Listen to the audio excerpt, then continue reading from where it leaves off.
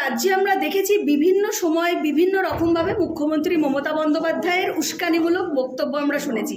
সম্প্রতি তিনি যেমন বলেছিলেন যে আমি একটা কমিউনিটিকে বলে দিলে 1 সেকেন্ডে 12টা বাজিয়ে দেবেন, এবং তারপরে আমরা দেখলাম এখন অ্যাডজুডিকেশনের প্রসেস চলছে, এসআইআরে বিচারপতিরা দায়িত্ব নিয়েছে, বিচার করছেন। কিন্তু মোথাবাড়ির ঘটনা আবার একটা রাজ্যকে নাড়িয়ে দিল, যেখানে রাজ্যের যারা বিচারপতি, যারা বিচার করেন, যারা বিচার দেন মানুষকে, তারাই আক্রান্ত হচ্ছে, আটক হচ্ছে। কি বলবেন এই ঘটনাটা? এই ব্যাপারটা খুব দুঃখজনক দিদি। এই যে ঘটনাটা ঘটালেন, যাকে দিয়ে ঘটালেন, আমি নাম নিচ্ছি না, যাকে দিয়ে ঘটালেন, ওনার সঙ্গে ওনার ফটো দেখা গেছে দিদির সঙ্গে, ভাইপোর সঙ্গে। তা উনি দিদির কাছের লোক ওখানে সেজে গিয়ে তাদের ওপর চড়াও হয়েছেন। এটা দিদি করিয়েছেন, কারণ এসআইআর ফর্ম গেলে দিদির অসুবিধা হয়ে যাবে। দিদির যে ছাপ্পা ভোট, দিদির যে তৈরি করা লোক ভোট দেবে, দিদি যাদেরকে এক নিমিষে একটা করলে জ্বালিয়ে দিতে পারে, তারা তো একটা কমিউনিটি। দিদি তাহলে একটা কমিউনিটিতেই বিশ্বাস করে। এটা বাংলার মানুষ, তাহলে দিদির দরকার নেই। সেই জন্যই হয়তো উনি ওটা করিয়েছেন, যে বাংলার মানুষের ওপর যাই হোক, আমার কমিউনিটি বেঁচে থাক। কারণ তিনি তো আর দিদি নন, উনি হচ্ছেন কি বলে, বুয়া না পিসি, বুয়া বলে না, ফুপা। উনি হচ্ছেন ফুপা।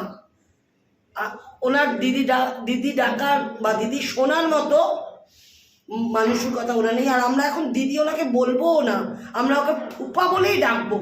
সেই জন্য ফুপাদের কমিউনিটিকে দিয়েই উনি এসব করাবার চিন্তা ভাবনা নিয়েছে।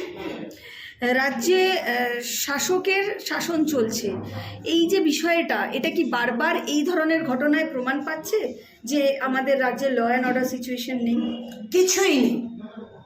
থানায় তো পুলিশ মন্ত্রী হতে পারে, পুলিশ মন্ত্রী, পুলিশ তো ওনার পকেটের লোক। উনি যখন বিনীত গোয়েল জিকে সরিয়ে দেওয়া হলো, উনি পাগল হয়ে গিয়েছিলেন, কারণ ওনার পকেটের মানুষটা সরে গেছে। যখন মানে কি বলবো, রাজ্য পুলিশদের এধার ওধার করা হয়েছে, উনি বিক্ষিপ্ত পাগল হয়ে গিয়েছেন। সেই জন্যই মোথাবাড়িতে ওই ঘটনা উনি ঘটিয়েছেন, যে আজকে যদি কিছু একটা ত্রাসের জায়গা সৃষ্টি করতে পারেন উনি, তাহলে ওই ত্রাসটা দেখে পশ্চিমবঙ্গের মানুষ ভয় পেয়ে যাবে এবং ঘরে বসে থাকবে, কেউ ভোট দিতে আসবে না, কেউ কিছু করবে না, উনি আবারও সত্তায় আসবেন। কিন্তু দিদি সেটা আর হবে না। কিন্তু এক্ষেত্রেও মুখ্যমন্ত্রী বলছেন যে অ্যারেস্ট হয়েছে, তাকে আমার পুলিশই অ্যারেস্ট করেছে, সিআইডি তো আমার। মুখ্যমন্ত্রী বলছে সিআইডি তো আমার। হ্যাঁ দিদি, আপনার সাজানো লোকই তো কাজ করবে, আর আপনার সাজানো লোকই তো অ্যারেস্ট করবে। না হলে আপনি কাজ করাবেন কি করে? আর তা না হলে আপনি ওই কাজটা করাননি, তার সাক্ষীটাই বা প্রমাণটাই বা দেবেন কি করে? আপনিই তো আপনিই তো সর্বেসর্বা। আপনার কাছে এই জন্য অনুরোধ, আপনি এইসব থেকে দূরে সরে একটু শান্তিতে বাস করুন দিদি, আর আমাদেরও একটু শান্তিতে বাস করুন দিদি। আর একটা বিষয়ে যাব, আপনি বললেন যে দুর্নীতির কথা, প্রচুর দুর্নীতি এই 15 বছরের সামনে এসছে। কয়লা, গরু, একাধিক বিষয় নিয়ে নাম জড়িয়েছে তৃণমূলের যারা শীর্ষ নেতৃত্ব বা যিনি সেকেন্ড ইন কমান্ড, তার নামও জড়িয়েছে, তাকেও বারবার তলব করা হয়েছিল। কি বলবেন? দিদির ভাইপো কয়লা চুরি, গরু চুরি, বালি চুরি, সব চুরির মধ্যেই উনি আছে। লাস্ট চুরি করেছে ফাইল চুরি। তা ভাইপো জানে না, উনি জানে না যে ওনার ভাইপো কি চুরি করেছে? কয়লা খেয়েছে, বালি খেয়েছে, গরু খেয়েছে, আর কি খাবেন ওনার ভাইপো, সেটা উনি চান। ওনার ভাইপো তো ভাড়া বাড়িতে থাকেন। হ্যাঁ, ওনার ভাইপো যে ভাড়া বাড়িতে থাকে, একটু দেখলে পশ্চিমবঙ্গের সকল মানুষ জানে ওনার ভাইপোর কি আছে, কোথায় থাকে, কি করে। লুকোলে তো হবে না। সেই জন্য কালীঘাটের 36টা প্লট ওনার নামে কি করে হয়? উনি তো টালির চালার ঘরে থাকেন। এ নিয়ে আর কি বলবো? পশ্চিমবঙ্গের মানুষ জানে, ওনার ভাইপো কোথায় থাকে?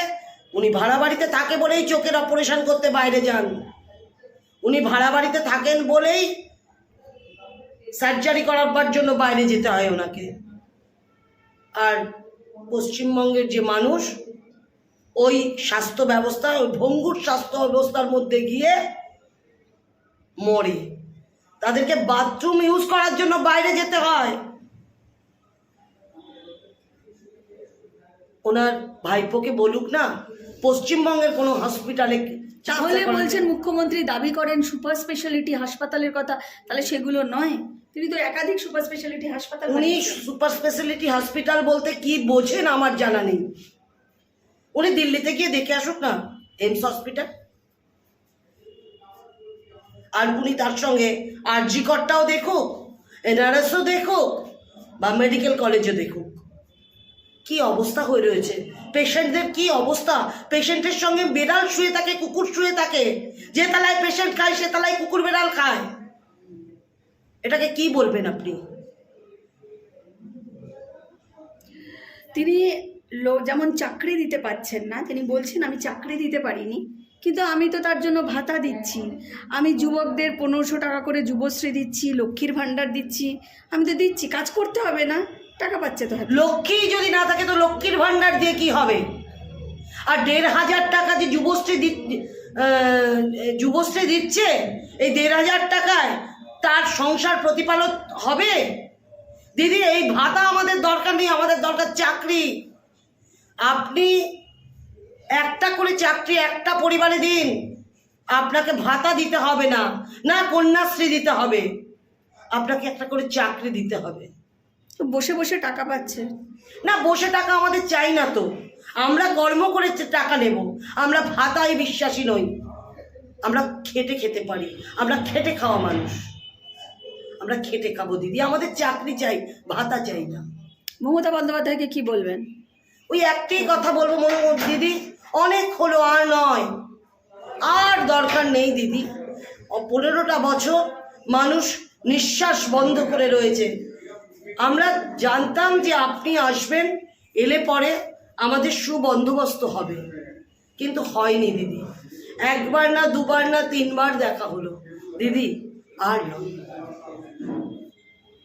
এবার আপনি বিশ্রাম নিন, 14 তলা থেকে নেমে কালীঘাটের বাড়িতে আপনি বিশ্রাম নিন, বয়স অনেক। আচ্ছা, মুখ্যমন্ত্রী যদি বিশ্রাম নেন, আপনারা বলছেন মুখ্যমন্ত্রী বিশ্রাম নিল, কিন্তু চাবিকাঠিতে চলে যাবে অভিষেকের হাতে, তাহলে অভিষেক চালাবে না?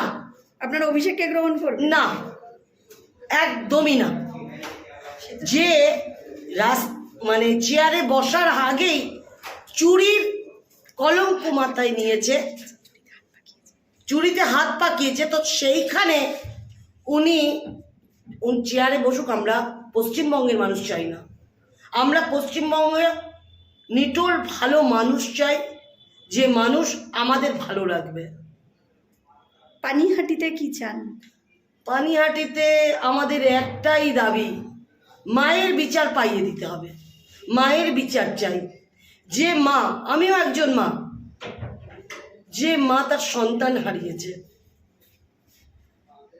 যে মা তার সন্তান হারিয়েছে, সন্তান হারিয়ে দীর্ঘ 20 মাস সে বিচারের অপেক্ষায় বসেছিল, বিচার না পেয়ে সে কি করেছে? রাস্তায় নেমেছে, দুয়ারে দুয়ারে যাচ্ছে তার মেয়ের বিচারের আশায়।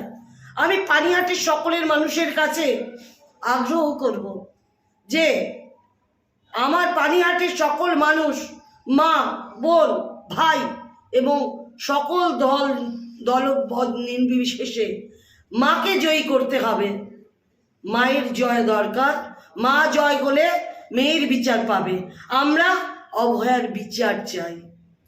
আর একটা বিষয়ে যাব, এই পানিহাটি জুড়ে, আপনি পানিহাটির বাসিন্দা যেহেতু, এই পানিহাটি জুড়ে একটি পোস্টার বা দেয়াল লিখন সামনে এসেছে ইতিমধ্যেই, যেটা সিপিএমের তরফ থেকে কলতানের যে দেয়াল লিখন সেখানে দেখা গেছে, সেখানে লেখা আছে যে তামান্নার বিচার চাই, অভয়ার নয়। কীভাবে দেখছেন বিষয়টাকে? তাহলে কি সিপিএম বন্ধুদের ভাইদের বলবো তামান্নার মাই সন্তান হারিয়েছে, অভয়ার মা নয়? কি এমন দ্বিচারিতা ভাই তোমাদের, বা আপনাদের কি দ্বিচারিতা যে তামান্না চলে গেছে তার মাকে বিচার পাইয়ে দেবার জন্য আপনারা বলছেন, আর অভয়ার মা নয়। এটা সঠিক কথা কি? আপনাদের কাছে এই প্রশ্ন রাখলাম, তামান্নার মা মা আর অভয়ার মা মা নয়?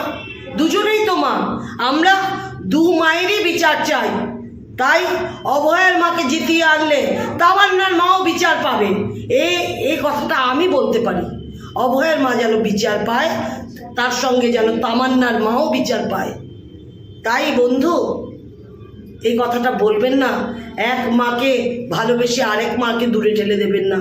দুজনই মা, দুজনেরই যন্ত্রণা অসীম। যন্ত্রণার মধ্যে আর যন্ত্রণা দেবেন না, এটা আপনাদের কাছে আমার অনুরোধ। শেষ পানিহাটির মানুষদের কাছে কি আবেদন করবেন? একটাই আবেদন, সবাই 29 তারিখ যে মতদান দেওয়ার ব্যাপার আছে, সেখানে মতদান দিয়ে আপনি বা আমরা পানিহাটির সকলে মিলে অভয়ার মাকে জিতিয়ে আনবো এবং তাকে বিধানসভায় পাঠাবো এবং আমার বোন অভয়া, আমার বোন তামান্না, দুজনেরই বিচার ছিনিয়ে আনবো। এটাই আমাদের চাওয়া, আর কিছু নয়।